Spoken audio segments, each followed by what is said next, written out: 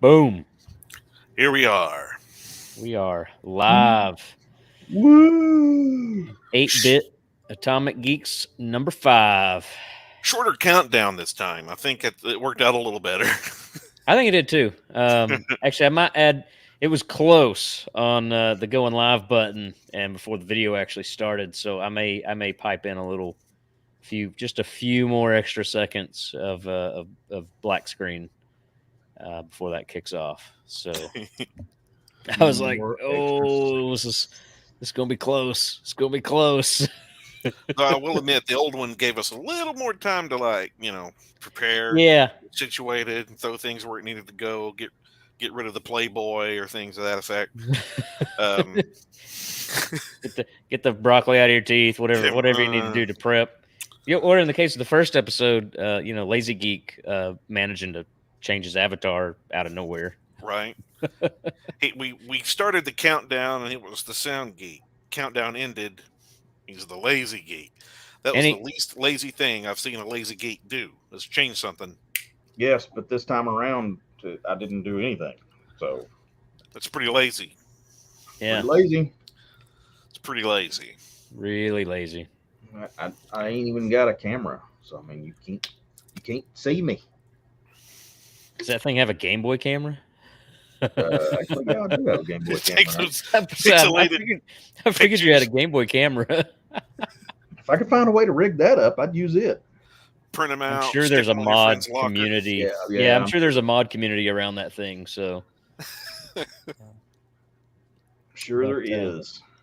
Yeah, no, I think that worked a lot better. I didn't really, honestly, the countdown was more for our benefit, just to give time and prep and load. But I know if you're reviewing this after we've gone live, and you just happen to come across that 30 seconds could be enough to make somebody just be like, screw it, I'm gonna go to some other video. So that's hopefully will help the process a little bit. See some poor soul sitting there going, I waited 25 seconds for that. Well, I mean, just even from my own YouTube experiences, if I click on something, and especially if I'm researching something, and I just need a quick answer for how to fix something or mod something, whatever I'm working on. If you've got a damn 2-minute long intro video and you just get to the point, I'm out. I'm actually of the mindset where I'll look stuff up, how to do such and such, and then the first 6 to 7 results are usually like, here's a video. I don't want a video. I want to read what to do. Yeah, because a lot of times you might have enough understanding that it's just like, I just need the directions, the A to B to C, because I know enough. I just need that little extra piece of knowledge to finish it. So give me the directions. Thank you. And that's why you're the voice. Thank you. The directions. You're welcome. Yes. So, all right, this is our Independence Day stream. I've got my patriotic sunglasses, changing it up a little bit tonight. I wear these like one year. Rockets red glare, the bombs bursting in air. Which they scared Bucky tonight. So yes, I'm sure they have. Yeah, and we're far enough removed from town that poor thing.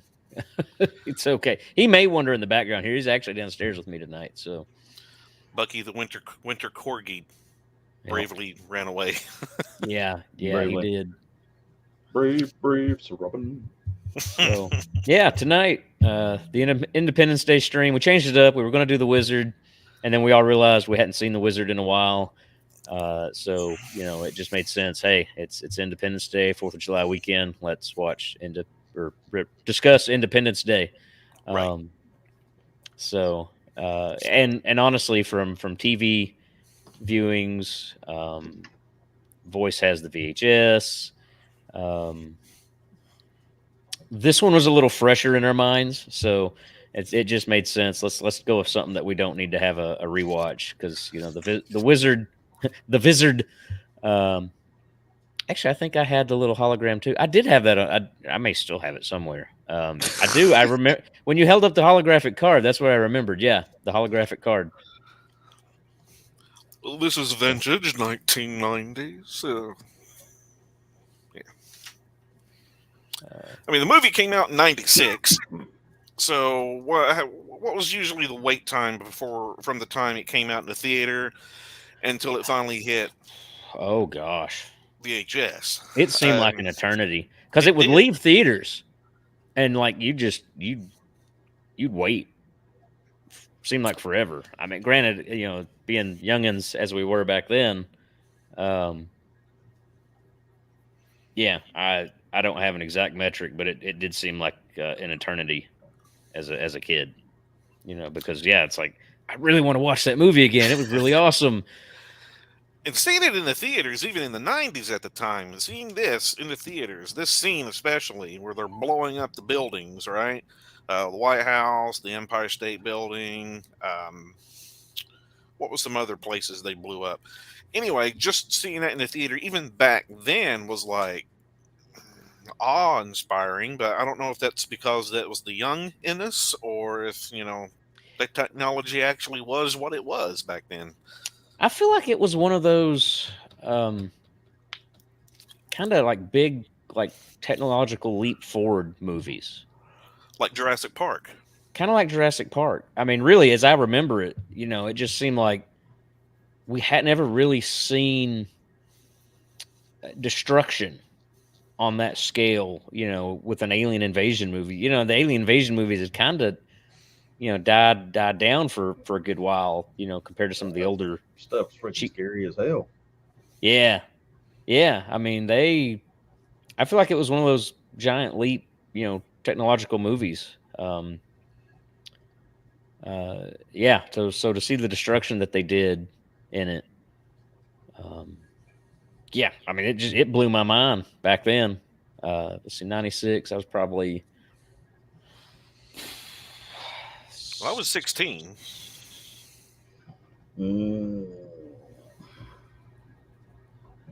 Not 96. Yeah. 16 turned 17. Not 96. You weren't. I don't know, because. Yeah. Yeah, you might have been. I know how old I am. I was just trying. It just seems further ahead. 17, 18 in 96. So I'd have been. Well, I'd have been 12, so I'd been in probably 7th grade. I was trying to tie it to a grade versus an age. Gotcha. And believe you me, this is prime 7th grade entertainment is what this is. Yeah, I'd probably been 7th grade. Or it might have been the summer going on towards 8th grade. Senior in high school. Yeah, you were. Because you were 2 years ahead of me. So that, it would have been your senior year. That's when you graduated, dude. I graduated in 98. Yes, so, indeed. Yeah. Holy Nikes. This puts us around the same time frame Mortal Kombat came out. So. Oh, there'll be a good episode. Can't there you go. Mortal Kombat. Coming up all sorts of good ideas. But yeah, no, I think this was kind of one of those leap movies because, yeah, to me, I'd just never seen anything on a scale that they did it back then. That's true. Jurassic Park was another one of those. But because, if you think about it, after Independence Day, it was like the floodgates opened and suddenly it wasn't special anymore because everybody started doing it, your large, massive, mass destruction movies, end of the world type things, dogs and cats living together, mass hysteria. Those types of movies. Yeah, definitely. Biblical I remember disasters, volcanoes erupting, meteors coming from the sky. Yeah, that was around the time, because see, Independence Day came out, and then like Mars Attacks wasn't far behind it. All right, let's get a running list. Check this Uh-oh. out. So Independence Day. But then we had the series of volcano movies, the series, like you said, Armageddon and Deep Impact, and then you had the two volcano movies. Impact. I'm trying to think. One of them had Pierce Brosnan and I think Linda Hamilton in it. Yeah, that was not Dante's Peak. Was it Dante's Peak? I think it was. And then after that, you had the one with Brosnan's Tommy in Lee Mars Jones. Attacks. Volcano. Tommy Lee Jones. Tommy Lee Jones. Yeah. Yeah, that was Volcano was the one where it just popped up out in the middle of like L.A. or some crap, wasn't it? That was one of those. It's just like, hey, we need a volcano and we need a city. L.A. All right. Yeah, we're gonna make it. We're gonna pop this sucker up out of the middle of the tar pits. I kind of feel like they had a map of the United States. They're like, we need to pick a city. Hey Bob, hand me that dart. L.A. Yeah, I mean, I get how they loosely tried to make it work, but it just. No, but I mean, actually, I mean, this is just a kind of a sciencey type thing. You know, looking back at how they're actually tracking, you know, like lava movement. If you look at the giant volcano that is under Yellowstone, and how they track it, having a volcano just blow up in the middle of L.A. or somewhere out in California in a tar pit isn't exactly too crazy, but you'd think you'd get a little more, like, I guess, forewarning. You know, that, hey, and I think there's a giant magma chamber under that tar pit. I am not a scientist. But to me, you know, the way they track this stuff, and geologists are aware of this stuff, and my gosh, we're going way off task here. But you think, like you said, you think they'd have some sort of indication, you know, metric to know, you know, that would be there, and it's like I said, they just had to have a big city. It kind of makes me wonder how many people actually started thinking there was an actual real life, honest to God volcano under LA. Probably a lot. Starting with that movie. Especially if, you know, if we re-release this movie today, I mean, my gosh. You'd panic. people putting it. Titanic was real? Oh, hello, honey, hush. Where have you been? But I pulled them up here, and I've got them in order. So Independence Day and Mars Attacks both came out in 96. Volcano came out in 97. Armageddon and Deep Impact both came out in 98. So yeah, it did kind of just chain off of one another. It was. And it's, you know, going back to, because I do remember enough, I think, and while you've probably got it pulled up, double check me. Independence Day, I know, was a summer blockbuster. And then Mars Attacks, I think, came out in the fall. I think it came out in November. Well, I mean, get this. Independence Day came out July 3rd, 1996. Right. So it kind of went along with the actual holiday. Mars Attacks, I think it was a November release, roughly. I'm going to have to dig deeper. I know. I remember. I know. Remember. You were close. December in the U.S. It was December of 96. I just knew. I remember watching it in. You know, it was cold. But you know, I didn't see that one in theaters. It was kind of weird. But Independence Day, I did see in theaters because the trailers, just blew my mind. You know, because they sold it. They sold it well. Let's see. That was one I do remember. My mom took me to see. Oh, that's funny. Armageddon was July 1st, 98. And Deep Impact was May 8th, 98. So Deep Impact hit before Armageddon did. So that means more than one person came up with the same idea at the same time and said, let's make a movie about it. Oh, it was a race. Yeah. Because yeah, they had been in development at the same time. Yeah. And one of the things that sticks out, what I'm remembering when Independence Day came out, of course, I was super hyped.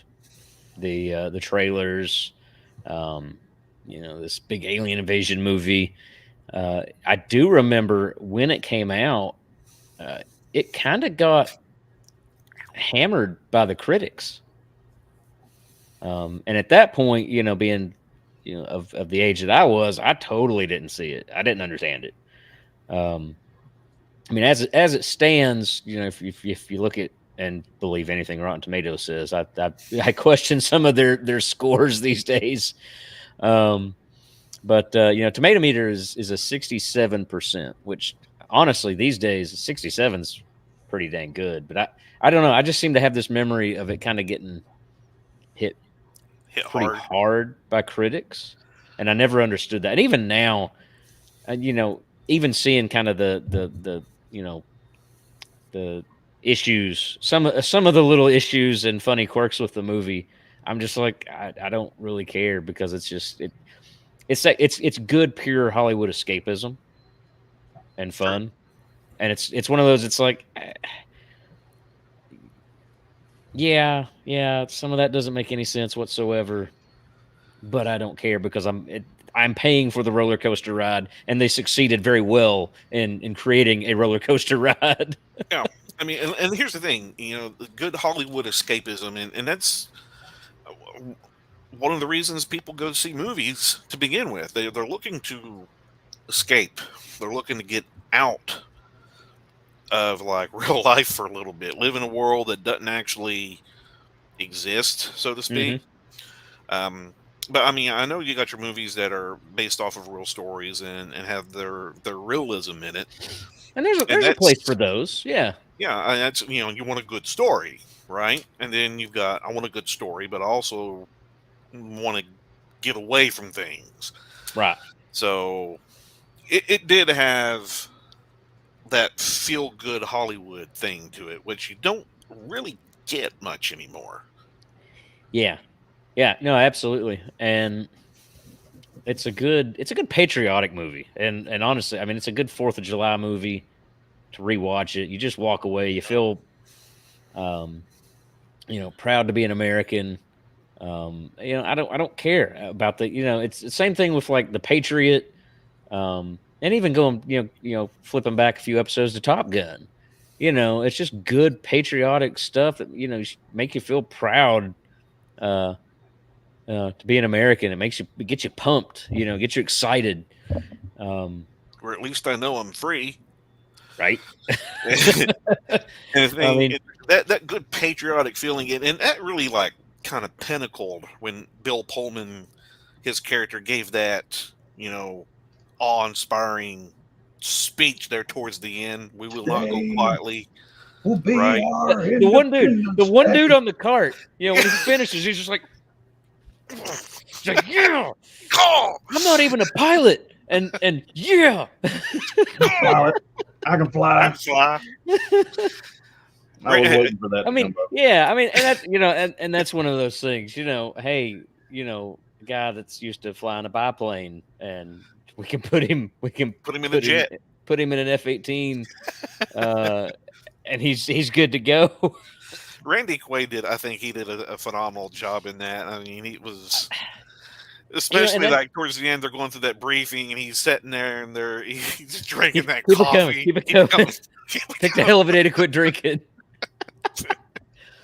Well, and and that's something about this movie that I've always enjoyed. And they don't always succeed. And this, of course, the producers and directors of this film, this became their niche. This became what their bread and butter. And there's others that tried to replicate it. They don't always succeed with such a large cast. Even with some of the more fantastical ideas of this movie, I've always felt like the cast was really strong. Like, I loved all the characters. Yeah. Even though you've thrown in a whole bunch of people, I feel like you really understood everybody's story, everybody's motivations. And that's something Hollywood misses a lot nowadays when it comes to It big does. ensemble movies. And they managed to fit all that in for everybody. You know, Each without character with a different background and a different story and a different piece of the pie, so to speak, and Mhm. a different thing to lose, Yeah, a different thing to gain, right? And then they each one had their own story arcs, and the movie just did phenomenal telling that story arc and then bringing them all together. It's like, kind of like a modern D&D game. You got right, all these party members doing their thing, and they get brought together by one common endeavor. right. And now they're going to beat the baddie. I mean, you could apply the same premise today, and Hollywood's writers couldn't pull it off. They couldn't pull off the ensemble. They would screw it up somehow. Um, and I don't necessarily feel that there's a wasted scene in this movie setting it up. It's not an overly long movie. I feel like they get pretty quick to the bread and butter, the meat of it. Yep. But yeah, that's one thing I've always appreciated is the ensemble. I loved all the characters in it and how they related. And like I said, it's not an easy thing to pull off, and especially now, Hollywood just can't do it. They can't handle a large cast and make everybody feel important or useful or valuable or make you connect with them even. Um, It does kind of make me and wonder is, can they not? Can't they? Or can they and they just won't? both, Ah. both. I think they won't, and I don't think they hire writers that know how to. I think they're hiring writers um, that just aren't. They're just not qualified. Point blank, they don't think about this stuff and building stuff out. Um, I think it's both. They can't do Fair it. enough. I think it's a little bit of both. Because, I mean, obviously the writers don't know how to do it nowadays. But then Hollywood's still hiring these writers. So there's the side where they won't. Yeah. And if you look at Top Gun, it's like, come on, guys, the messaging is there. And even Ghostbusters Afterlife, the messaging is there. You know what you got to do to have something successful. They just don't do it. They're still not getting it. Right. But yeah, and something else about this about the movie too. Everybody looks real. And this is a thought. When talking about this ensemble and how you relate to everybody in this movie looks real from the perspective of there's nobody that's overly pretty. Think about most movies today. It's nothing but the absolute best looking pretty boys, prettiest girls, to the point that they don't even look like real everyday people anymore, And I think that's something that's lost from 80s and 90s movies. Is everybody's just polished up, it's like, okay, obviously they're an actor. I feel like everybody in Independence Day, and we can hit other movies even as we come along, that everybody felt like a real person, looked like a real person that you maybe see on the street, Yeah. or an average Joe, It's someone that you've probably seen in the Walmart standing in the checkout line. Right. I mean, they all look like I said, like real people, and I've seen that a lot too with what? Real people. Well, I mean, you know what I Doing mean. real things. I mean, obviously they weren't CGI people, Real American heroes. but they look like somebody that would exist in the real world and is not a gussied up, pretty Hollywood, star. I mean, obviously they're actors, they're Hollywood stars, but True. you know what I mean. Well, I mean, I guess an example, like for instance, take the first lady, for example, right? She ends up getting caught in one of the explosions, and it's found by what's the character's name? Was it Jasmine? It's Jasmine. Yeah, she's found by Jasmine, which is Will Smith's character's fiance, and so brought them two together, intertwined them, and made them meet. But you can tell she's still made up. She's the first lady, right? But she's got her blemishes, she's got her cuts and her bruises and the blood, and of course she's supposed to look like she's injured, yeah, but it's not like she was injured and then all of a sudden she got better. Right. Right? Like, Well- for instance, Transformers, Shia LaBeouf, whatever his name is. I don't know. I threw all of those out when I mentioned his name. Where his hand's injured all of a sudden, and then by the end of it, it's okay now. We're No all big good. deal. No whoop. Yeah. Actually, that brings up a little bit of a kind of an odd, like, I guess I just never really kind of understood exactly how we're going to hop on a helicopter and we're going to go find somebody. And I know exactly where to look. It was in the script. Okay, so you're talking about when Hiller, Will Smith. Yeah, when he goes out and he finds Jasmine. So that I have your answer. So he told her to come to the base. So she made it to the base. So he was operating under the idea that, okay, if she went where I told her, she should have gone to the base. So that scene, it's actually at the base that was destroyed after the fighter pilots, they all got waxed by the alien. Where they started shooting that green shit at him. That green shit at me. Don't you shoot that green shit? Yeah. So no, that's because there was earlier he said, I want you to come to the base. Kind of this emotional. Oh, really? Something along those lines. But yeah. I mean, so okay, I'll give you that, but at the same time, literally everything got blown to the Stone Age. Well, this is true. It's a hell. Literally, they blew up everything. It's a hell of a gamble to fly to the base. Well, and so it's like I gotta go find my girl, guys, and I'm just gonna tell this dude, tell him I hit you, and go hop in my helicopter, and I'm gonna fly off into the great and beyond. Tell him I hit you. It's like what? And I'm gonna go literally. I mean, and they could have added a little more of him. You wouldn't have to add a lot, but just a little bit more of him flying and looking at the devastation before it just shows him sitting down on in the trash heap that used to be a base. And now it looks like It happened behind the scenes. Maybe they figured they didn't want a few scenes of him going. Well, but he wouldn't have, he wouldn't have done that. I mean, he just been looking around, and remembering, he could have been walked down, memory lane. He's looking around, it's like, holy crap, man, they blew the hell out of everything. Man, I remember the hot dog stand used to be over there.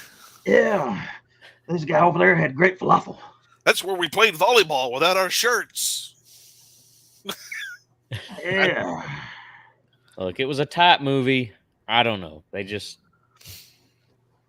look. That's why it's not like a 90% on Rotten Tomatoes. Okay, it has to have flaws. Okay, nothing's perfect. I didn't say it was like a deal breaker to me. It was just one of those things. It was like the whole movie's ruined. It's done. It's over because he must have had some kind of like love connection or something. Like he could like smell her or something. He's like 2 out of 10 right there. That's the pheromones, man. That's sniffing. He just pheromones. knew. He's like, oh. I know she ain't bathed in a while because she's getting a little ripe. And then he just knew. He just knew where to find her. Well, I mean, once, like you said, everything was just demolished. Tell me where you're going to find running water where things are demolished. They can't take any baths or showers. They all smelling ripe. All right, so we know Lazy's weak point with this movie. It's okay. So it's okay. That's one. That's one. What? Just one. Just one. Is that the big one? That is the most confounding. That's the most confounding. The next one's going to be, how did they know what the operating system was on the mothership to download a virus? That's exactly what I was going to say. The helicopter finding, Hiller finding his girlfriend is the most confounding, but Jeff Goldblum rigging up a virus on Windows 3.1 to work on an alien OS and shut their shit down. I mean, to be fair, he did have that ship that crashed in what was it, the 50s or 60s for Roswell? What was the date around that? I don't know my. But how would his computer even hook up to it to recode it? I mean, well, it's in the script. It's in the script. It's in the script. I don't know. Look. I'm never going to argue Independence Day is a perfect movie, but it is a fun movie, and this is why it's fun. Well, I gotta say though. That was some elite hacksawing that he did. Jeff Goldblum is the best hacker dinosaur man ever. Yes, ever. Do you know how and why he was able to hack that? Because but you think about it though. I mean, this literally put him in. This put him in. It wasn't The Fly. It wasn't some of those other movies like that. No, it was Jurassic Park and Independence Day that made Jeff Goldblum like the heartthrob of many girls in that realm and that era, in that age range. That day. Yeah, back in the day. I mean, I know people who are still right now absolutely nutso bongo crazy over Jeff Goldblum. They want them some Jeff Goldblum. What about a Jeff Goldblum retriever? I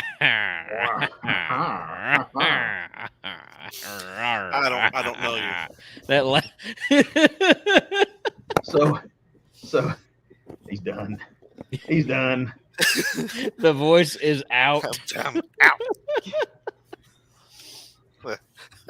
Jeff Goldblum retriever. Jeff Goldblum retriever. That's right. I thought Thank you. I mean, seriously, I have to say, and I'm just going to go out on a limb here with recent developments in some of Hollywood's elite, those who starred in that movie. I'm not going to mention names. He shot that green shit at Chris Rock. That's what he did. Yeah, he did. He did. He could have been at a barbecue, but no. Yeah, he could have been at a barbecue. He could have been at a barbecue. But like Jeff Goldblum, man, like you watch the World According to Jeff Goldblum.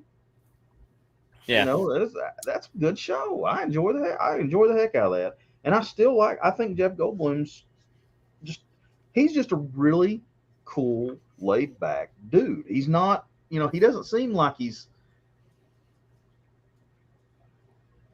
I don't want to say like he's really in love with himself or he's all about that Hollywood show, Hey, he's a classy guy. You don't hear anything bad about Jeff Goldblum. And everybody that I've seen that has met him has said that he is, a very pleasant individual. Mm-hmm.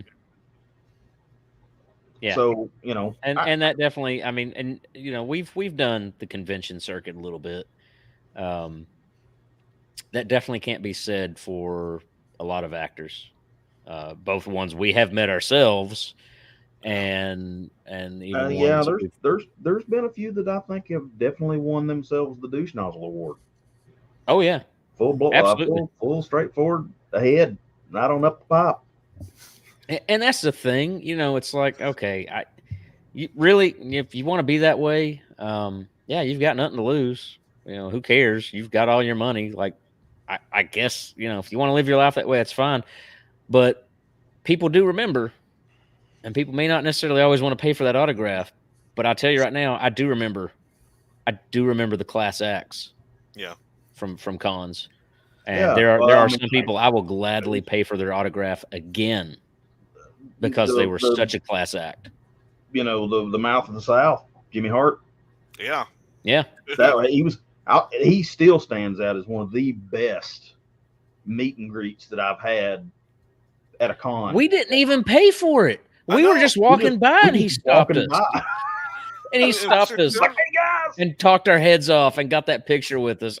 Right. And I even remember when we posed for the picture, he's like, "This is the new staple right here," and it's there's the picture, and we still got that thing somewhere. I've still got that picture. I've still got it.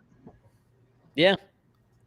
I need you to send them things to me because I don't know where mine went. Him and that's kind of an odd mix, but it was it's the old school kind of wrestler guys too. Hacksaw Jim Duggan was amazing. Oh, Hacksaw is an amazing individual. I've met him multiple times, and he's always been super genuine and kind. A lot of the voice actors, amazing. Yeah, super cool people. Frank Welker to come back because I am still sick to this day that I missed my chance. Yeah, for Frank Welker. But yeah. I mean, going back to the Independence Day stuff. And Jeff Goldblum. Yeah. You don't hear bad about Jeff Goldblum. And I don't know. Maybe we'll do an episode just about cons and our experiences with actors.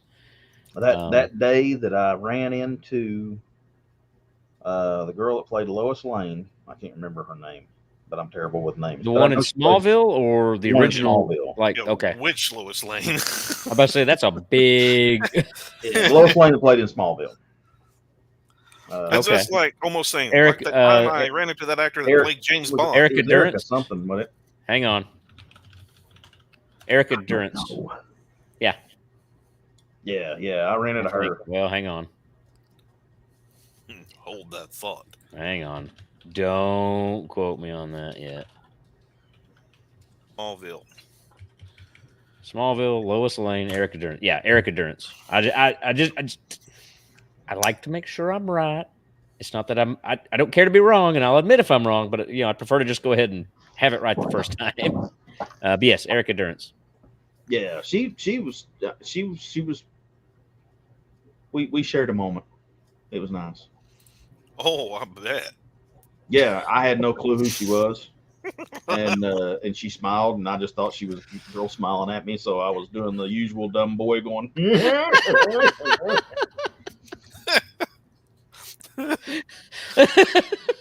So, and then I came over and that's when Ronnie informed me, like, "Hey, did you see Erica Durance?" And I was like, "Who?" He's like, "The girl that plays Lois Lane on Smallville." And I was like, "Who?" Yeah, I'm standing there. I'm like, she was right there. You didn't know? And I was like, you didn't know? He pointed her out, and I was like,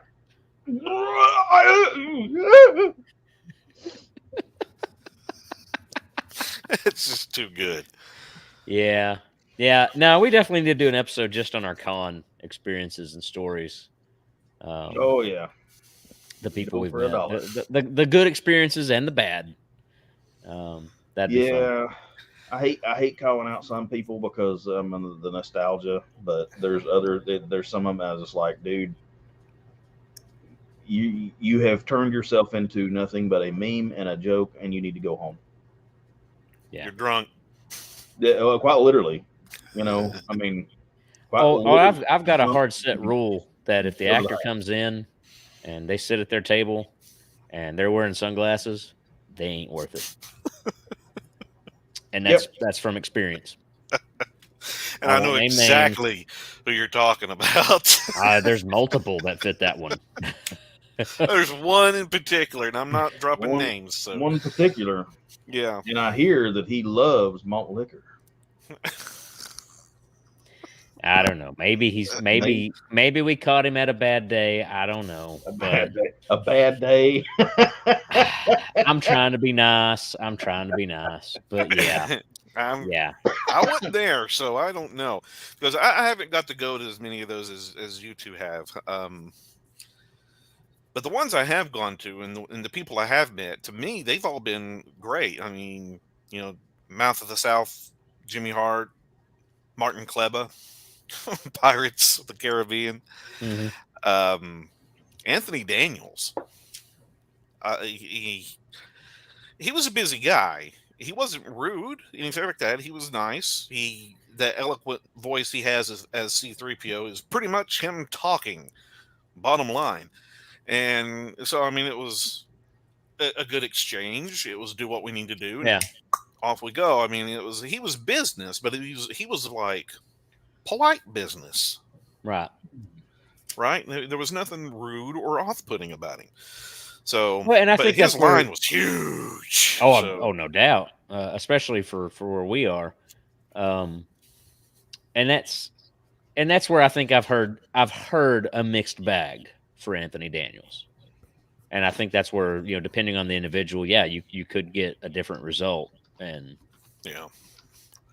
I'm pretty sure that result that you get is going to be the difference between catching him at the start of the line, at the start of the day, absolutely. versus being at the end of the line at the end of the day. Yeah. So, and that's only human.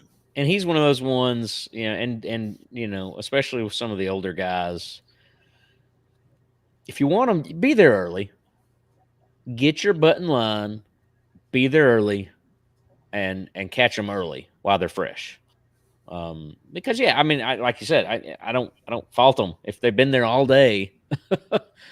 And you've had 100 people fanboying in the exact same way. I don't fault them for that. We're all human. I don't. I mean, how many times do you think they hear the same lines, the same spiel? I'm your biggest fan. Yeah, the same bile spewed out of people's mouth. I'll admit fault. It's got my hair in it. I'll admit fault. I did the stupid fanboy thing with Adam Baldwin. Man, when we bringing back Firefly? I know.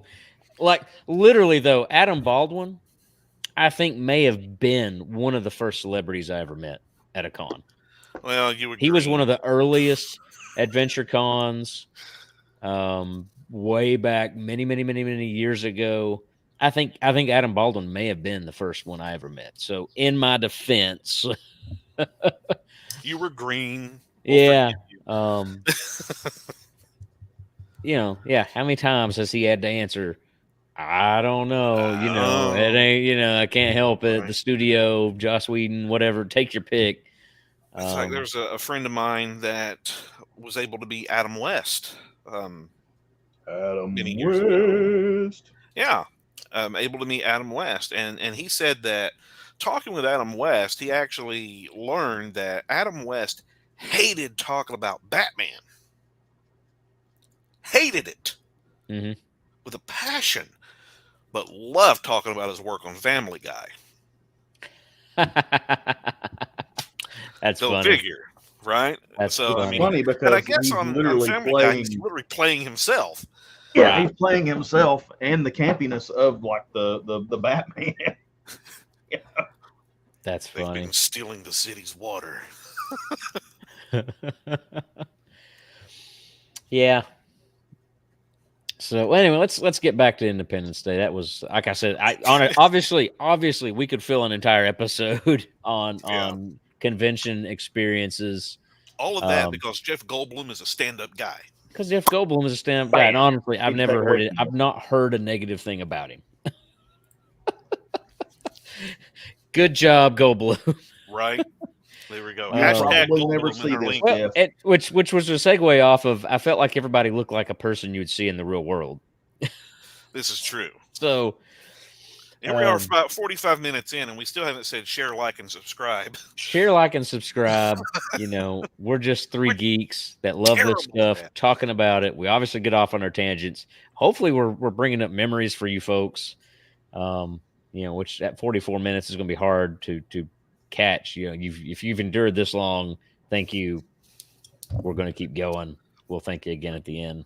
Right. Okay, so I just have to understand and think about more things that just kind of, I don't know, that just made me question what went on in the movie. And one of those other things that was marginally confounding was you're an alien. You're hanging out in in the ship bay with all these ships, and all of them look identical. Mm-hmm. And then this old clunker comes in from 50 plus years ago, and it's got something hanging off the bottom of it. And you're not going to question, well, what the hell is that? I mean, they kind of did. What I mean, and then when you try to take a look to see who's piloting the thing, they close the blinds. they close the blinds on you. And they're like, "Hey, boys." I just, but it's like look at everything. Way to me would have been, oh, here comes in one of our ships. Let's look at the code. Dang, man, that thing's been gone a while. What the heck? Why did they suddenly come home? And then it gets close, and you're like, whoa, what is that hanging underneath it? It says here on the ledger that this one's been gone 5 solar cycles. Something not right there. They sent them up to negotiate. They befriended them, and it's like Resident Alien or something. Yeah. I mean, it's a little weird, but okay, sure, let's go with it. Right. But that's one of them. And then the other one is they shoot the nuke through how many layers of reinforced steel and glass that can withstand the pressure and the vacuum of space? And not a single blessed thing came off of it. Not even the pointy nose on the end. Well, I guess this is why it's called Hollywood escapism. Just good old-fashioned fun. Ride the roller coaster, man. Come on.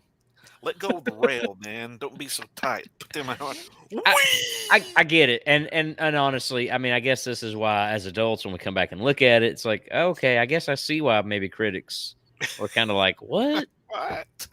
Back in 96. This makes no sense at all. But, again, as a kid, man, I loved it. Oh, yeah, I did too. I ain't going to lie. I love that movie. I know you're not being intentionally, because I get it. They are logical questions around this movie. But at the same time, I miss movies like this because they don't make them like this anymore. And I can deal with plot holes or things that are weird as long as they still completely buy into what they're doing and they still make it fun. But they just don't. They don't make stuff like this anymore. There's something to be said for it being over the top and not like, I'm not talking like Fast and the Furious over the top. I'm not, we're not nuking the fridge or jumping the shark. We're talking just over the top enough that it is not entirely believable, but it's plausible. Right. And that makes it fun because it's like, there's no real way that could probably happen, but there's a possibility out there somewhere that it could. Well, and that's what I'm going to believe in. And again, it's like, just believe in the world you've set up and what you're trying to sell.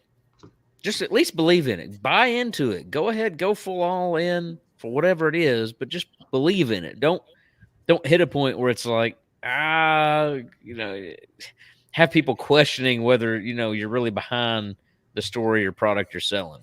And they sold this in a way that wholeheartedly they believed. I mean, the one I've always laughed at is, Yeah, and I think South Park poked fun at this. Was Jeff Goldblum's, his characters, like how his thought process went to engineer the virus. It's just like virus, cold, virus, wait, why didn't I think of this sooner? It's just like this random bunch of leaps to do this. The Goldblum mannerisms. The Goldblum mannerisms. What was I thinking? I think South Park even made fun of that one. And I've seen that trope a number of times in movies where it's just like, let's just have them have a really bright idea. Enhance. To come up with the solution, But it's like I said, it's fun. And that's what I wish Hollywood had more of these days. And I hope they take that from Top Gun. They learn from Top Gun. I don't know if they will, but I don't either. Um, But right now, the closest thing we have to today's standards, well, not today's standards, the closest thing we have today to those standards is Top Gun Maverick right now. oh, absolutely. Absolutely.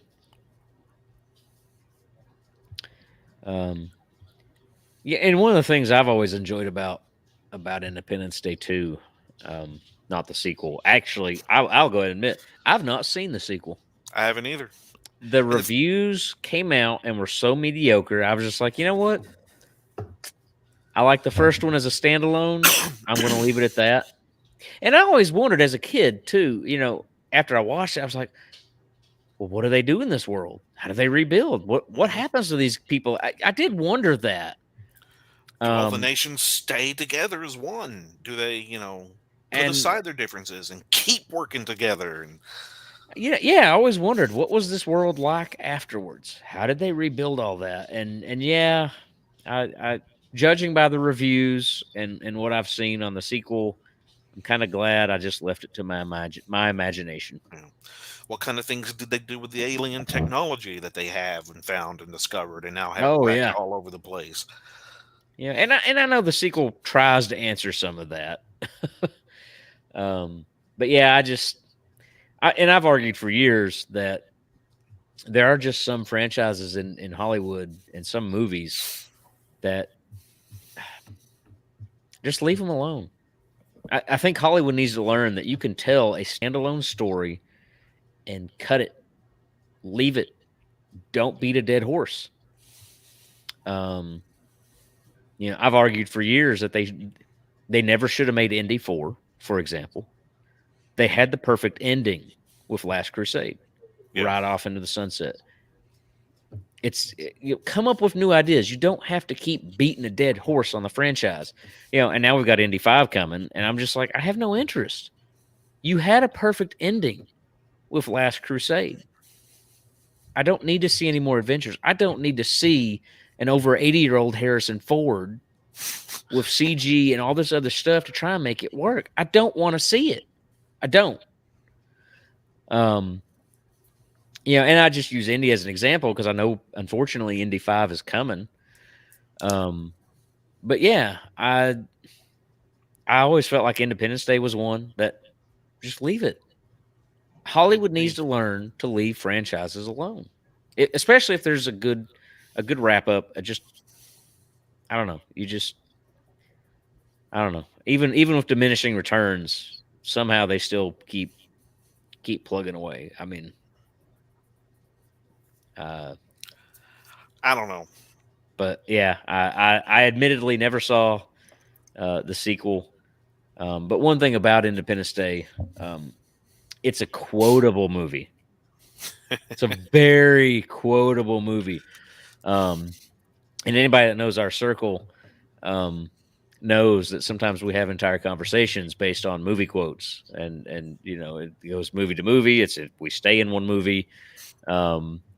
But I've always appreciated that Independence Day was a very quotable movie for its one-liners and zingers, and regrettably, in my professional career, I have used "I should be at a barbecue" more times than I should. And I'm just praying, being July 2nd now at this point, that I don't have to use that for the third freaking time. Right. I'll leave it at that. But yeah, it's I even without it being July, I quote Independence Day is in my book of quotes for movies. I don't know what it is. I don't know if I just saw it enough times. A lot of stuff just stuck, or it's just the nature of the writing. Ghostbusters, Indiana Jones, Star Wars. A lot of those movies fall in that category where, I find myself day to day quoting it. I think Short Circuit's also one of those for me. Quotable lines from Short Circuit. Hey, laser lips, your mama was a snowblower. Yeah. Wouldn't you like to be a pepper too? I use that one. Need input. Input. I'm a pilot. I can fly. I'm a pilot. I can fly. That's not Short Circuit, but I use that one. I use that one a lot too. I'm a that pilot. is used a I can lot. fly. Yeah. And obviously I don't fly planes, but typically I use that one in situations where it's just like, you need a volunteer. They may not be the best. They may not be the best qualified, but hey, I'm a pilot. I can fly. I can fly. And that's basically saying I'll do it. I mean, I'm a pilot. I can fly. Is the same thing now as I volunteer as tribute. Right. It means the same thing. Yeah. Keep it coming. Keep it coming. keep it coming. Keep it coming. I picked a hell of a day to quit drinking. I've used that one quite a bit.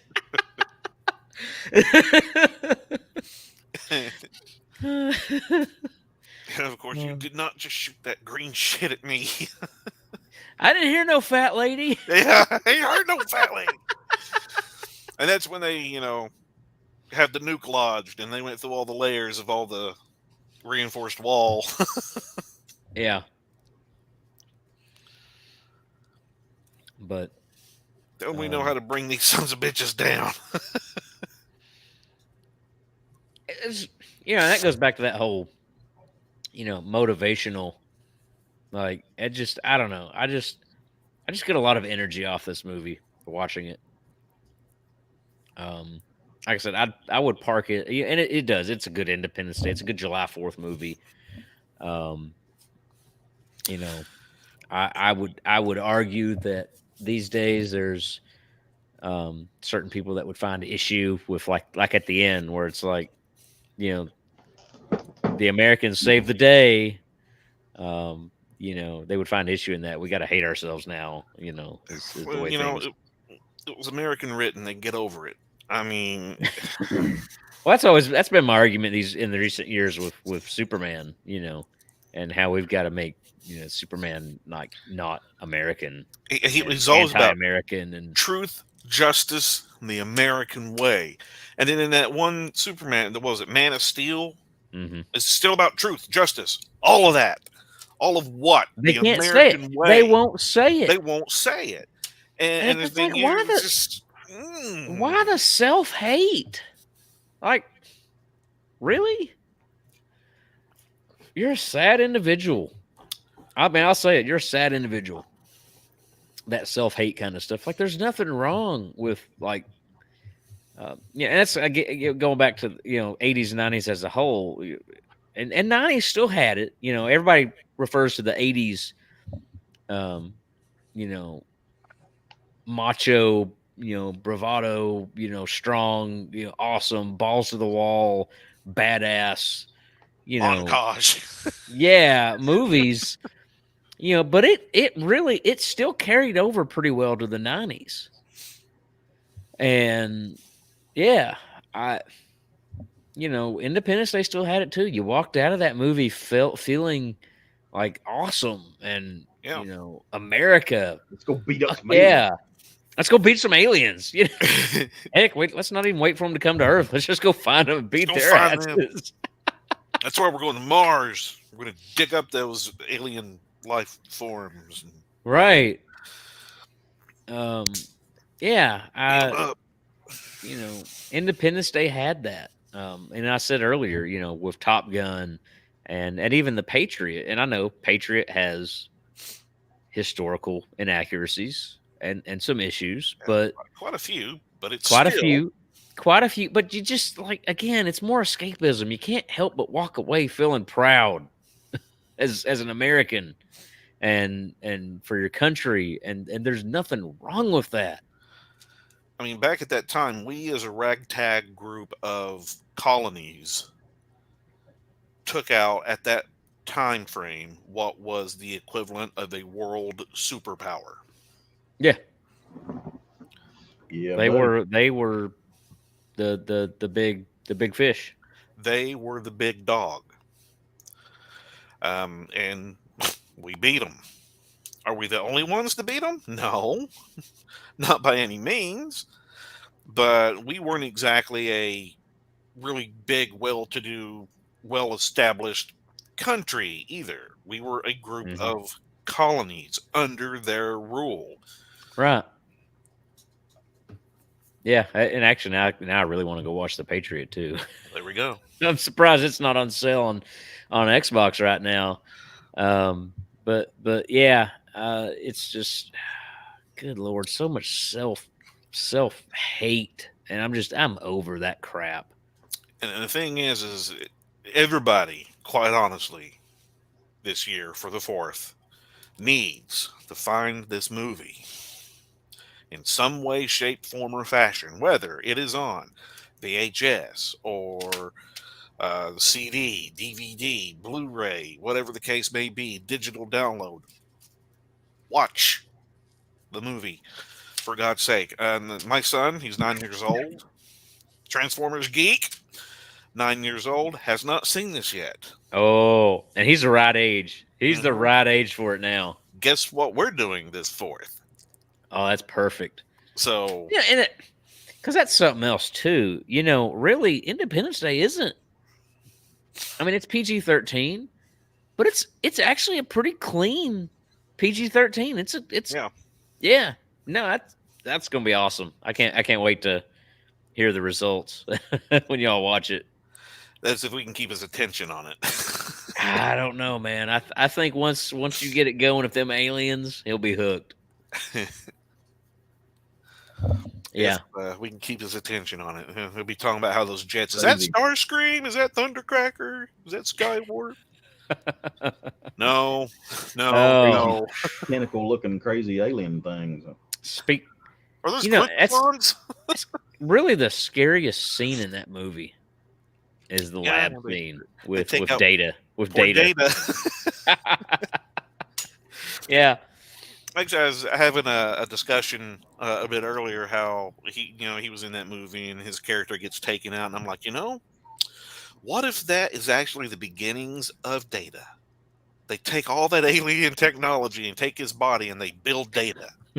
There he is, and then you see him in Star Okay, Trek. let's not cross franchises here. Whoa, that's getting deep. Ooh, that's getting deep.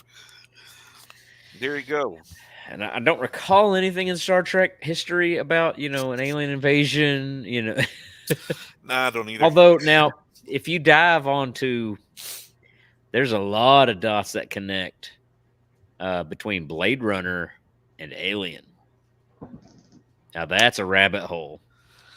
I can't say I know enough about either of them to be able to make that dive. I'm not. I did the Alien. I was big on Alien. I'm still big on Alien and Aliens and that whole series. Blade Runner, not so much. Admittedly, it wasn't until the past couple of years that I'd actually fully seen Blade Runner. I'm sorry. I guess I missed that geek checkbox growing up for whatever reason. But there's some pretty good and very sound theories between connecting the Blade Runner world and Alien, saying that they tie together very, very closely. That's a deep rabbit hole if you're ever really curious. Do some research on that. Yeah. Yeah, but I don't know that we can tie Independence Day and and Star Trek. I don't know. Seems like a pretty solid foundation to me. Yeah, it's got data, It's got data. right? It was mentioned. I don't know. He was looking a lot older in that movie than he did in Star Trek. I go, android technology works wonders. Like, it's funny. I felt like and maybe they just did him up right for Independence Day. He did look way older in that movie. I think he was meant to look a bit sheltered Crazy. or Crazy. Ill. yeah, because No, Lazy's got it. Crazy. crazy. He's been cooped Well, up there's the line. They don't let us out often. often. Yeah, he's been Yeah. cooped up in that Unkept. lab for God knows how long, Hmm. doing research on this super secret alien find that the government does not want out. So guess what? He don't get out either. Yeah. I mean, he Because probably lived off of MREs and military grade food for the past 20, 30 years in that movie. For however all long we he know. had that role, right? Yeah. That position at Area 51. So, I mean, you'd look rough too. Yeah. I mean, because you think, because there were next gen Star Trek movies that came out after Independence Day. Yeah. And he looked, obviously he still looked like Data. And younger ish. Of course, that's Hollywood makeup at the same rate too. I mean, they can work wonders. They can work wonders. Yeah. Wonders. And then, of course, they'll do makeup through CGI now too, and computer. Yeah. I'm hit and miss on that. I think there's a line, and if you do it tactfully and respectfully and minimal, it's fine. But then, yeah, Kind of like, I think a good example. I think would be how they brought back Egon, Harold Ramis's Egon in Afterlife. yeah, Just that entire scene was just chilling, and it gave you goosebumps. yeah, I kind of like that scene where he's standing there holding his granddaughter's hand, helping her with the proton pack. And Ernie Hudson's like, he just looks at him. yeah. And at the end, Bill Murray's like, I thought you'd show up. But he didn't. It was say done. a word. It was done beautifully. It really was. It's one of the few cases I feel they did it right. Yeah, Harold, the nod, the love for Harold in Ghostbusters Afterlife was perfect. I couldn't have been happier with it. And hey, next year we get our next Ghostbusters. I don't know if y'all have seen that yet. Uh-oh. There's Bucky. I told you he might wander in. He can't stand it to be. He's learning to come to be a basement dog. Yeah, they went ahead and announced the project name is Firehouse, but it's coming out next December. The next Ghostbusters. They are moving fast. Is it like it's an actual movie? Because I heard that they're also looking to do another animated version. They are. They're doing multiple projects. But an animated movie is coming. But the actual live action, codename Firehouse, is coming out next year. Which is, with the code name, is implying, kind of like at the end of Afterlife, we are going to return to the Firehouse. I hope so. So I can't wait, because I'm jonesing to get back to the Firehouse and to see what Winston is doing with the franchise and all that. And yeah, because apparently he's like a big to do rich person now, according to Afterlife. So yeah, he could do some major financial backing. I can't wait to see it. And honestly, it makes me out of his pockets, because I'm building. I say I'm building it. I'm waiting for my kit. But I am going to build a proton pack, and I'm jonesing to hopefully catch Ernie at another con. I've met him once, Amazing individual, just super kind guy.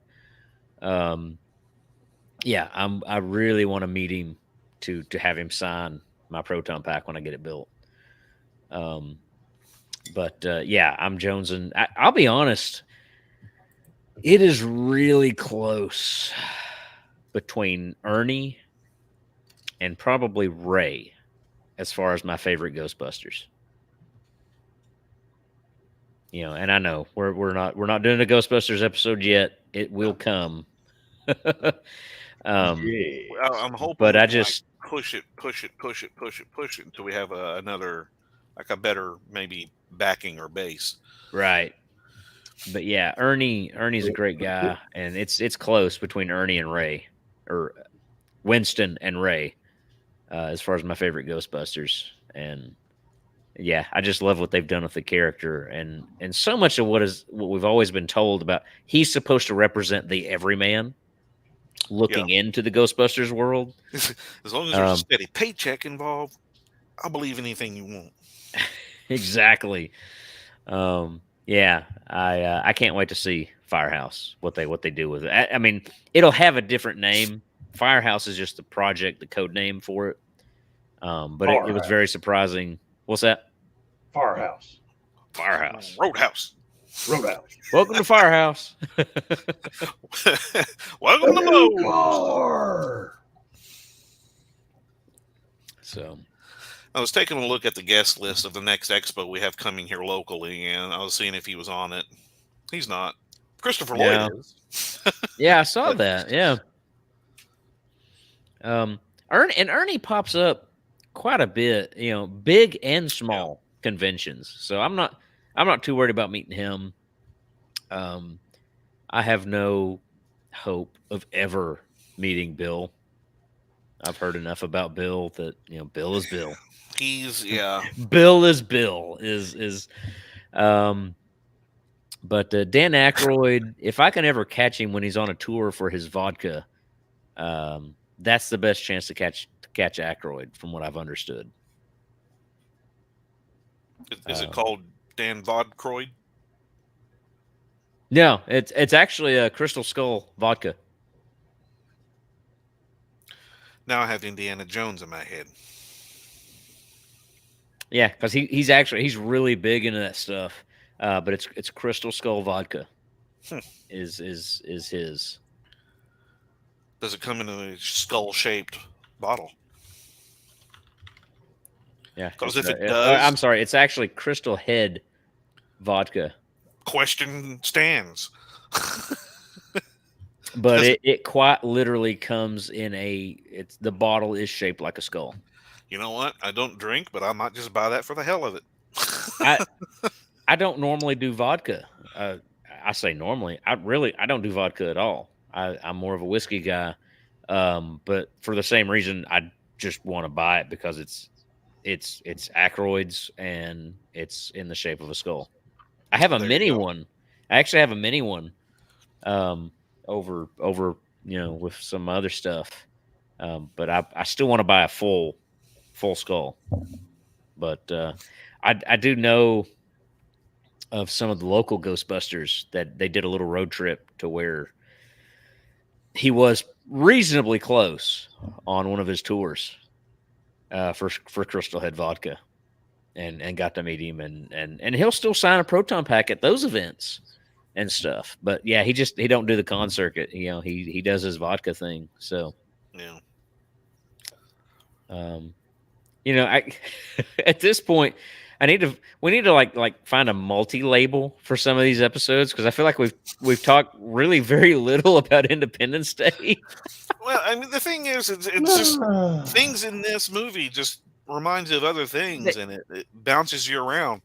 They do, and that's so much what I wish and hope we connect with the audience, if for whoever watches, when they watch, if they watch, and it is kind of the overall theme. I do want to stick with the channel is just there's so many memories tied to these things, and experiences, and it connects us, and I mean, you've heard our stories, it brings up so much more, and honestly, that's what I feel Hollywood is missing these days.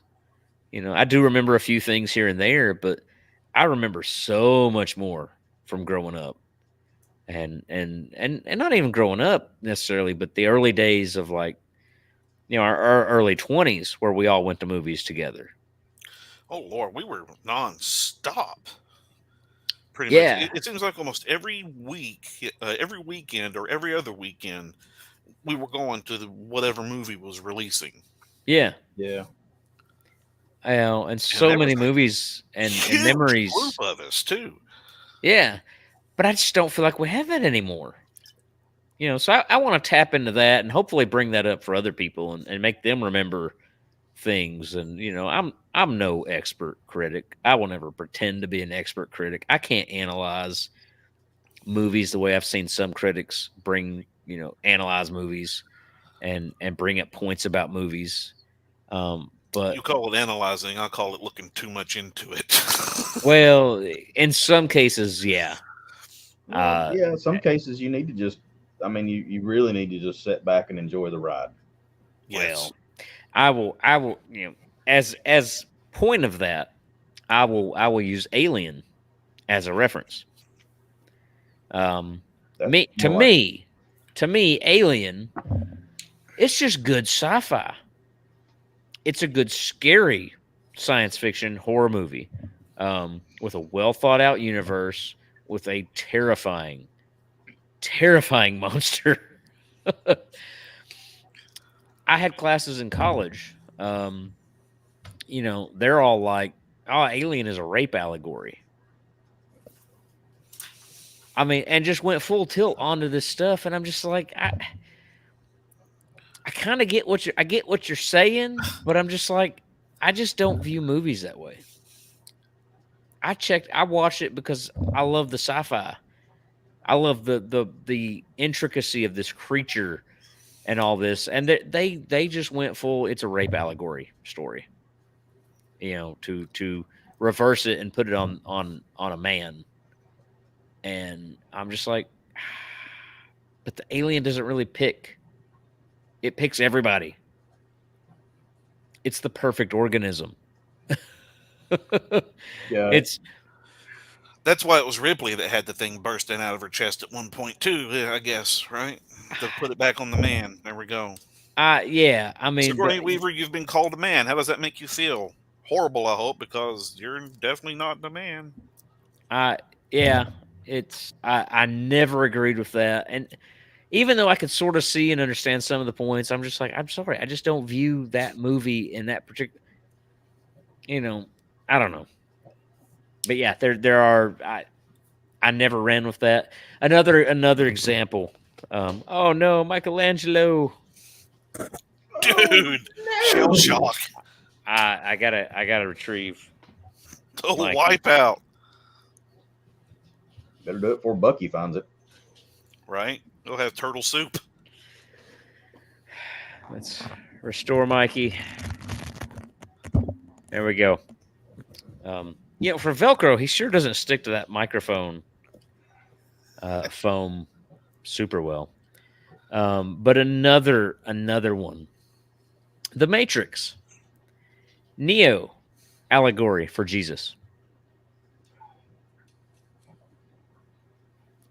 I'm just like, I don't know. I go to be entertained, and I'm fine with some movies that are thought provoking or historical or really deep. But when I go to a sci-fi movie, that is the last thing on my mind. I'm there to be entertained, for a roller coaster ride, to have a blast, and yeah. But of course, again, if this is kind of the indication, it was a college class yet again that brought up the Jesus allegory for Neo and the Matrix.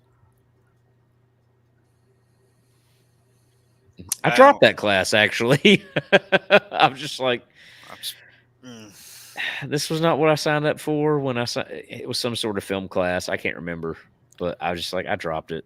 I go to watch a good movie and a good story and action and whatever the case may be that it has. I don't go there to try and find some type of agenda. Right. Right. But yeah, Alien and The Matrix are two that really pop into my mind for that I think they go too far in their critique.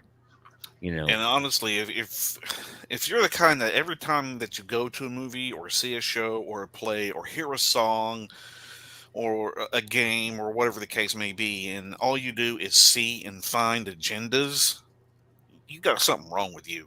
I'm sorry. Yeah. Oh yeah. Enjoy life for a damn change. For fuck's Well, sake. and it's kind of like why I have such an issue with current modern Hollywood anyway. Is it's so obvious they're writing with an agenda that they've lost sight of the fun and the entertainment because they're so focused on the agenda. The as the critical drinker often says, the message. The Yeah, message. the message, and that's a whole lot of different check boxes. Yeah, that's where I have issue with so many modern movies, and it's hard to want to check out, or it's hard to check out and have fun because you can clearly see in their writing what they're trying to do. And look, I don't, there's a lot of there's a lot of time you can still tell a story and maybe have something along the lines of what you want to try. You have something you want to say, but do it in a way that's thought provoking, but doesn't beat someone over the head, and isn't clear that you're checking some boxes for the message. Again, as the critical drinker says, yeah, it's just all over Hollywood. Like, if you want me to think about something or maybe reconsider something, how about you integrate that into the story in a way that, like I said, it's not obvious that what you're doing. You I tell am a the good Lorax. I speak for the trees. Yeah.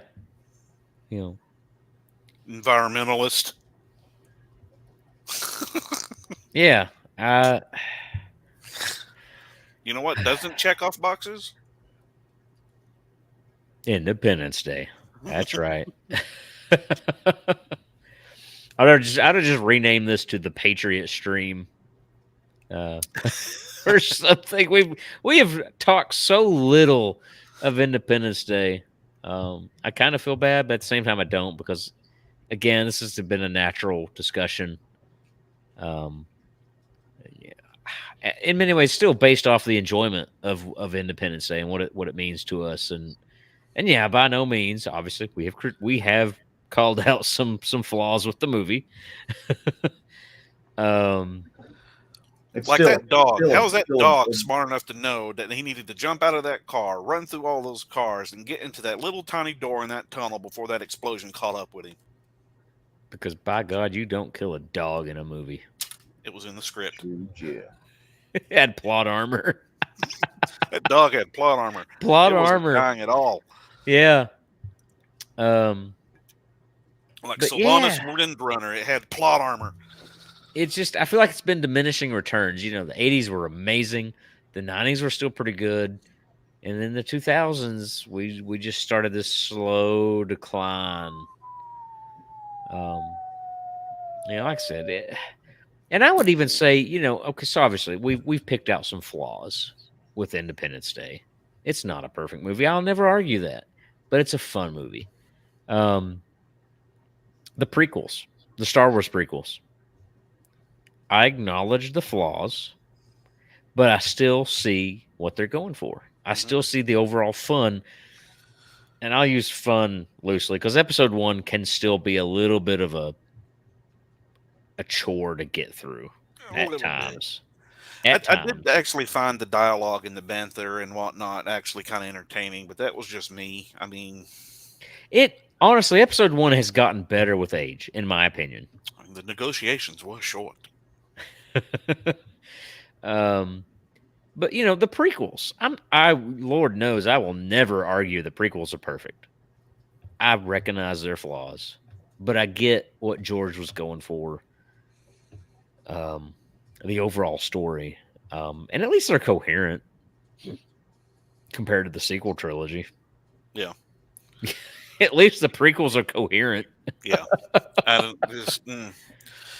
For we whole episode probably on this too, and we can bring in that special guest we talked about for Obi-Wan. Yeah, buddy. The sequel trilogy, I felt like it started strong.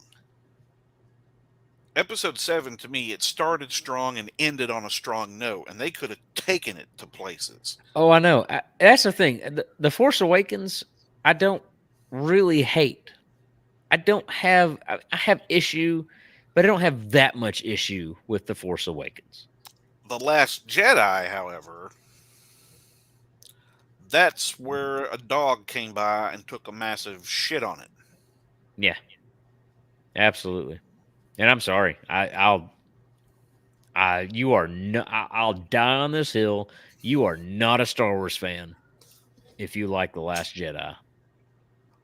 Point blank. There it is. I mean, they gutted Luke Skywalker, in my opinion. You don't know, you don't understand Star Wars. If you like The Last Jedi and on. I'll leave it at that. I ain't gonna. We'll save that for a Star Wars episode. Stop it And there. maybe that's what it'll be. Maybe it'll be less of like a critique on Kenobi and other stuff, but more of just a general Star Wars rant. Yeah, The rant. The rant episode. Yeah. Theaters in 2023. The rant. But yeah, I. It's still fun. I still get what they're going for with the prequels, even with flaws. I can handle flaws, but keep it fun. And to me, that's Independence Day. It is. Good movie, good memories, good time, good God. See the movie if you haven't. Yeah. It's an old movie. If you haven't seen the movie, what's wrong with you? But I mean, now is a good time to pull it out, blow the dust off the box, put it in whatever media device you've got, give it a watch through. Because, well, ladies and gentlemen, it's our Independence Day. It's coming up. And by God, I'm proud to be an American. Do it. Yeah. And I'm proud to be an American. Well, at least I know I'm free. Unlike some individuals, I mean, just point blank, it's kind of like, really? I'm going to move to Canada. Please. Well, have at it. Bye. Well, there we go. Tombstone. Tombstone needs to be an episode. Well, going back to quotable movies, Tombstone is one of those. I'm Huckleberry. I hate to say it. I hate to admit it. I have not seen the entirety of Tombstone. I have seen bits and parts of Tombstone, enough to have familiarity with a lot of the common themes. Oh my goodness. We got some stuff that we got to get resolved here. Okay, so first off, we need a full playthrough and watch of The Wizard. Second it off, I haven't seen Willow. Oh my goodness. Third off, yeah, I know. I've got Tombstone. Third off, you've not seen Tombstone in one sitting all the way through. Yeah. We need to get together for a day and knock these three out. We do. We probably should. We really, really should. And that's the thing, Willow. Oh my gosh, you will love the shit out of Willow. And I honestly don't know why I haven't seen it. Well, I mean, it's honestly the same thing for me and Tombstone. I mean, going back to quotability of a movie, good Lord, the quotes you get from Tombstone. I'm your Huckleberry. Yeah. But yet I haven't seen the whole movie completely. I've a lot of it. I've seen a lot of it, but not just one sitting the whole way through. Or Let's see, what was another one? Oh gosh. And Say there's when. our Totally brain lost my train fart. of thought right Say there. when. Win. No, there's tell him I'm coming. And hell's coming with me here. Hell's coming with me. Yeah. Or you go ahead and skin that smoke wagon and I'll turn your head into a canoe. See what happens. Oh man, that's what I miss with modern Hollywood. It's just like, you know what? Let's be Americans. Let's be proud of who we are, and yeah. There's nothing wrong with it. There's absolutely nothing wrong with it, and there's people that will make you think that it's like bad, and it's kind of like a. Go ahead. There's not a country out there in this world that doesn't have its problems and its issues. Oh yeah, absolutely. Some countries have problems and issues that are way more severe than others. And I will be quite forthcoming way beyond and frank. things we can even wrap our brain around. Yeah, quite forthcoming and frank in saying that we are low on that totem pole when it comes to our problems and issues as a country. Yeah. This is nothing. You live in this country and you have food on the table, a roof over your head, you're in Cakewalk Town. Be proud. Show a little pride. I'm not saying life isn't a struggle. We all have struggles. We all have issues. We have problems absolutely. and hardships. And I'm not going to sit here and say that my problems and hardships are worse than your problems and hardships, because everyone's plates are different sizes, and then whatever you can hold on your plate depends on how big your plate is and how much you as an individual can actually take. That threshold is different for each individual. I am not taking that away from anyone. But the thing is, this country is not your problem. Yeah. Well, to me, it goes back to kind of some psychology 101.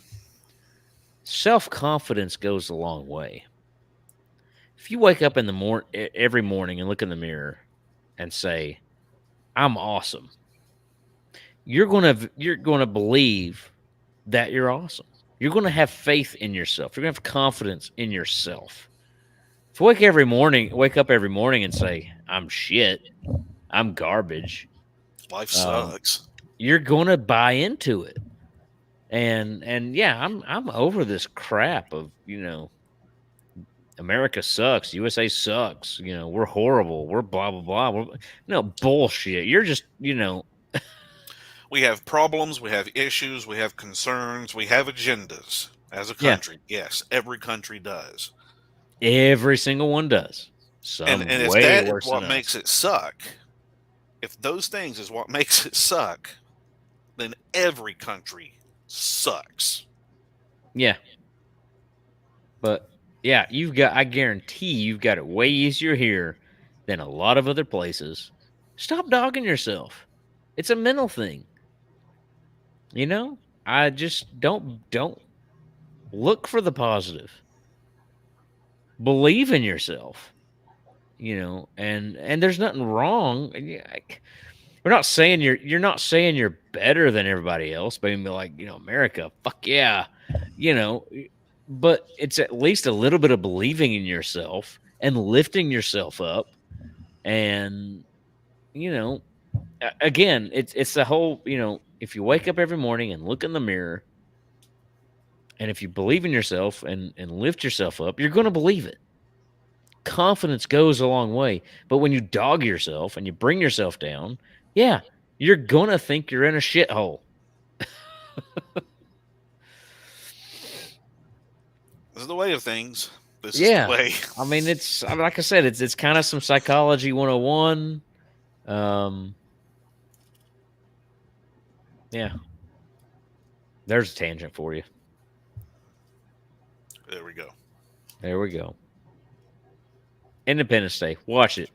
Be a damn patriot. Believe in yourself. Believe in your country.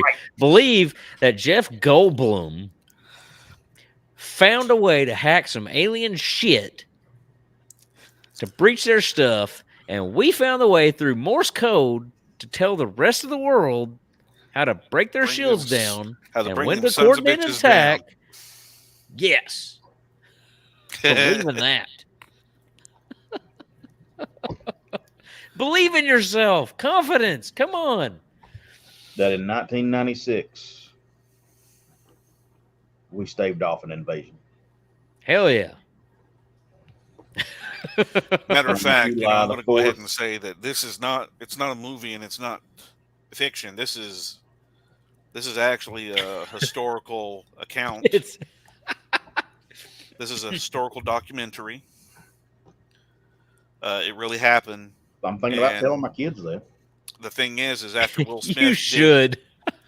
did his thing in this movie, the organization of MIB seen how good he was, and they flashed him. Oh, there you go. You're connecting movies again. And so once they finished the documentary, we all got flashed, and we didn't remember it until now. We're gonna get flashed again. There goes Bucky. There he goes. He can't stand to be down here.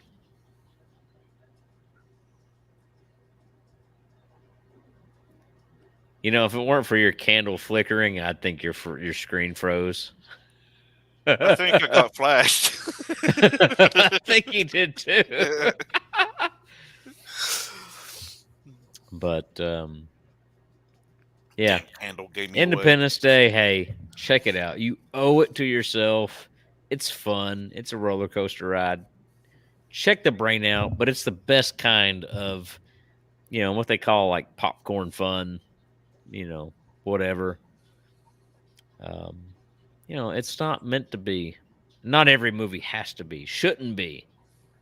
And there's a place for movies like that. I do appreciate some of those movies. Heck, just unfortunately to keep it going, one of those movies that does kind of keep you going and is thought provoking. Forrest Gump. Yep, it's another quotable movie. That is another quotable movie. Yeah, we should do a Forrest Gump movie or episode. No, I think I like it better that we do it. Let's do our own movie. let's do our own version of Forrest Gump. Yeah, but honestly, Gump is a very good case of the type of movie that is done well and thought provoking without beating you over the head. Of course, granted, it come from a time where they didn't do that. But God Almighty, I love Forrest Gump. That's one of those movies that if I catch it on TV, it doesn't matter what point of the movie it's on. It stays there. It stays there. Yeah, I watch it to the end. Stays on that channel. Yeah. I got shot directly in the buttocks. Lieutenant Dan, ice cream. Ice cream. Ice cream. Magic legs. 12 Jennies. We got more money than Davy Crockett. I'll be honest, I do believe that is Tom Hanks' best role. I think it's the best work he's ever done. It was pretty good. Yeah. I absolutely love Forrest Gump. And and honestly, I and to get a little bit emotional here to tie it back to Independence Day. The scene where Gump and his mom, where his mom's dying, and then in Independence Day, when the little girl, and the president, they lose, he loses his wife. Yeah. Even though Independence Day is pure popcorn fun, and Forrest Gump is very thought provoking, extraordinarily emotional scenes that still tug at my heart to this day. Doesn't matter how many times I watch either movie, those scenes just destroy me.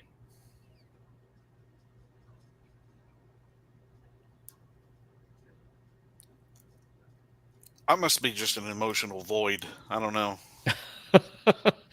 Yeah. Sorry. The scene where Gump loses his mom and President Whitmer's wife dies. Kill me. And the thing is Jasmine fought so hard to get her there safe and sound Yeah. for her to die. But the thing is it wasn't that she fought so hard to get her there just to die. It was she fought so hard to get her there safely so that she could reunite Mm-hmm. with her family before she died. So I mean that's Yeah. that's the thing. Yeah. That's the So, thing. well, we're at an hour and 40 minutes. We aim honestly at the beginning of this, we aim for half-hour episodes. We've not had a one that's been less than an hour, less than almost barely less than half an hour, hour and a half. It's like they keep getting longer. They really do, and honestly, I don't have a problem with it because we're talking, and honestly, isn't that what any podcast is? YouTube is, for this nature, for what we're doing. I guess. I don't know. I'm new to it. For the most, I mean, I don't know how to keep a time constraint because we're talking about our experiences and legitimate, our legitimate experiences with the material. I don't have a problem with it. Hey, eventually maybe we'll have some viewers. That adds up to something meaningful. If not, as far as I'm concerned, we've got a nice chronicle of our experiences Conversation. of This will be conversations. something our children watch. We can share with our children. Yeah, exactly. Further down the road. What's Daddy that? and his buddy What's that, Lazy? What? One more time. Wow. Daddy and his buddies were potty mouths. Yeah. Well, I think they already know that. Like they aren't going to be one day. I mean, I'm pretty sure that I know.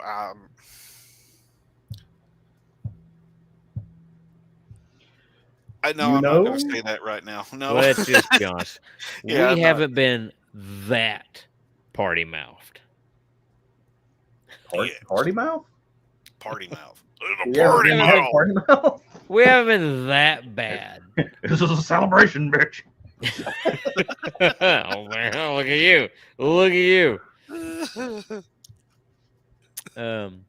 But at the least, hey, maybe we've created a historical record for our children to look back and we've given them one hell of a list of things to look at and watch and play and do. That's right. Of all those fun movies that you need to watch. Yeah, just ignore Hollywood pretty well after like 2015, give or take. Maybe even less, depending. Yeah. But yeah. But anywho. But we do honestly consistently get really close to wrapping up between an hour and a half and 2 hours. Here we are, an hour and 43 minutes. So yeah, does anybody have anything else for Independence Day? Jeff Goldblum. Jeff Goldblum. Yeah, hey, that's the beauty, at least the way it's landed this year. It's going to be a nice long weekend. So, I can say one thing though. In this time frame, this was the time frame that they started up the whole, Dolby Digital Theater surround with bass. Yep. I mean, Blade was one of those movies that they started kind of putting that into play with the the spinning blade when he slings it around the room and you hear it spin around the room and slicing people up, But going in and sitting and watching this movie in particular in the theater, with It the was an kicked up, experience. and you heard, that first scene with the spaceship coming in close to the moon, and you can see it rattling everything, and you feel the bass, and then later when it blows up, everything, that noise. I mean, it's like you had a front row seat To death. to, Wow, this is not like being I'm able to really find your dying. girl. It's great. Yeah. Well, it's like I said, it was an experience to watch this in theaters. Yeah.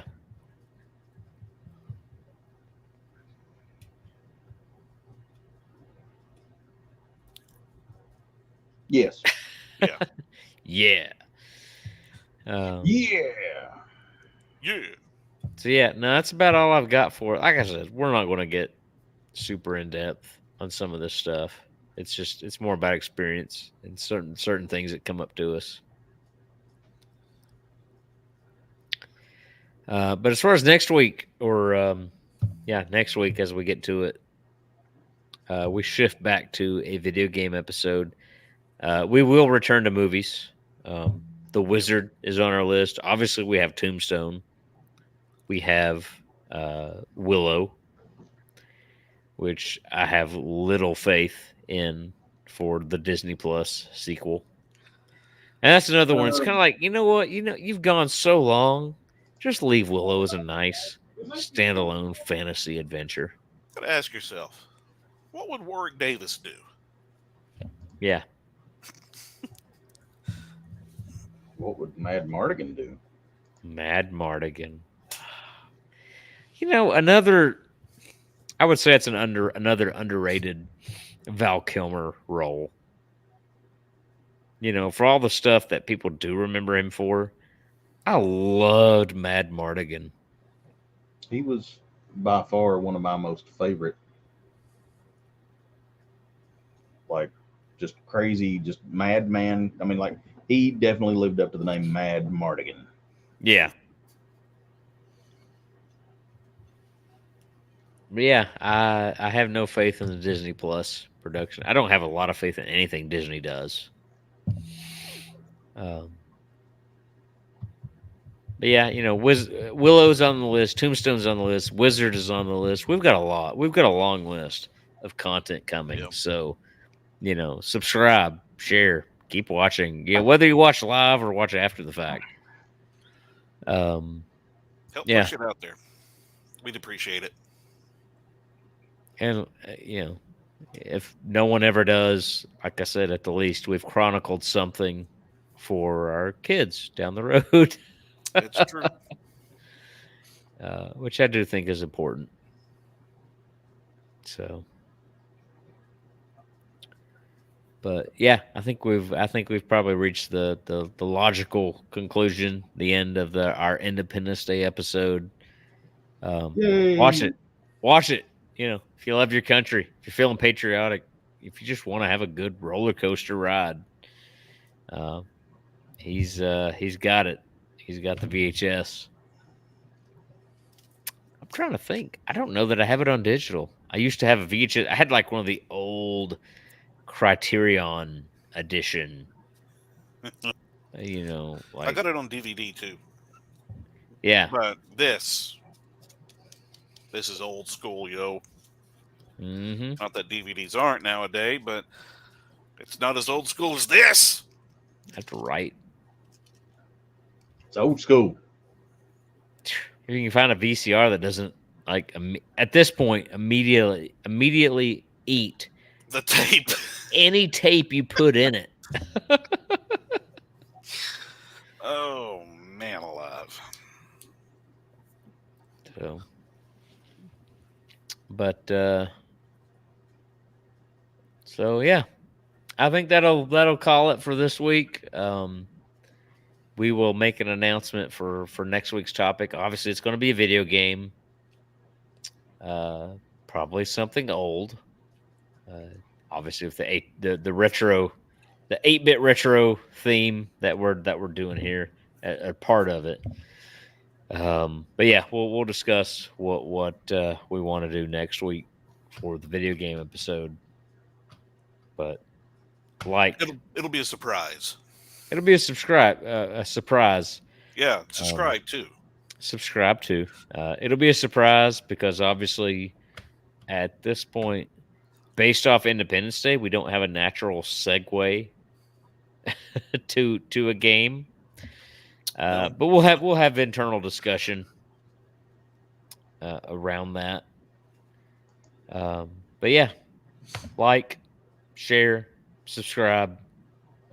Thanks for tuning in. Anybody have anything else to add? Good to go. Before I roll the credits. I'm good. Roll that beautiful bean footage. All righty. Thanks for tuning in. Again, Peace. like, share, subscribe. Catch us live. It's a lot better. It's more engaging. Obviously we can keep it going, but when we have chat, it's really cool. Give us something to feed off of other than each other. Something to feed off of. So, but thanks again. Thanks everyone. Catch us next episode. Deuces.